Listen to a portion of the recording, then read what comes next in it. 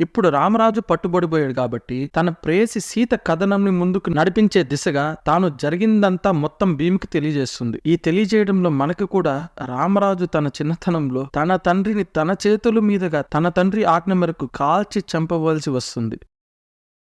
అప్పటికే తను ఎంతో త్యాగం చేసిన విషయం మనకి ఎరుక. ఈ విషయంని బహిర్గతం చేయడం వల్ల మనకి తన త్యాగం ఎంత గొప్పదని తెలుస్తుంది. తన లక్ష్యం ఇంకా పెద్దది అని మనం అనుకున్నది భీమ్ తన నోటితోనే నిర్ధారణ చేస్తాడు. ఇవన్నీ ఒక ఎత్తైతే రామరాజు క్లైమాక్స్ లో ఆ రాముని అవతారంలో కనిపించడం, రామ్ చరణ్ ఒక స్థితప్రజ్ఞుడిలా ఒక తేజస్సుతో నటనలో జీవించడం వల్ల మనం మైమరిచిపోయి తన్వయత్వంలోకి వెళ్లిపోయిన భావం మళ్ళీ భీమ్ తన ఆభావంతో నిర్ధారిస్తాడు. ఎందుకంటే ఆయన కూడా ఆ రాముని అవతారంలో చూసి తన్వయత్వంలోకి ఒక్క క్షణం వెళ్ళిపోతాడు. ఇక చెప్పేదేముంది, సంగ్రహించి చెప్పాలంటే ఆర్ఆర్ఆర్ రామరాజు కథ. ఈ కథలో భీమ్ చాలా ముఖ్యమైన పాత్ర పోషించాడు. నచ్చితే వెంటనే సబ్స్క్రైబ్ చేయండి.